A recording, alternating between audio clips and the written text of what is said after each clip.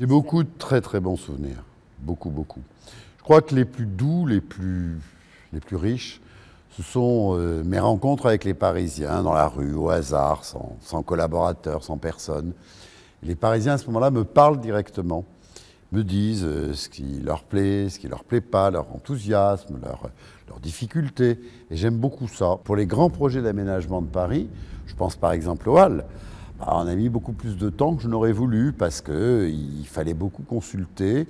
Et puis, à la limite, ces consultations qui nous donnaient l'impression que ça nous faisait perdre du temps, ça nous permettait d'améliorer le projet aussi, de plus tenir compte de ce que les gens ressentaient et souhaitaient.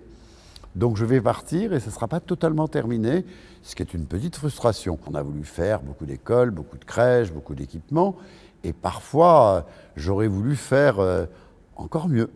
Mais il fallait le faire aussi avec un souci de la gestion, de la rigueur, et je sais que je quitterai la mairie de Paris avec des finances très saines, et ça c'est important pour que l'équipe qui me succédera puisse entreprendre, innover, et que ça continue le mouvement. Après 13 ans d'une responsabilité importante, il faut prendre du recul, il faut se donner le temps.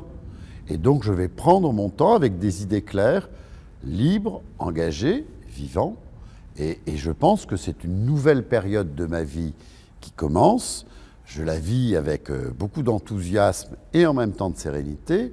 Et il y aura sans doute des engagements, mais pas du tout tels que les commentateurs le voient de manière classique. Ce n'est pas mon état d'esprit.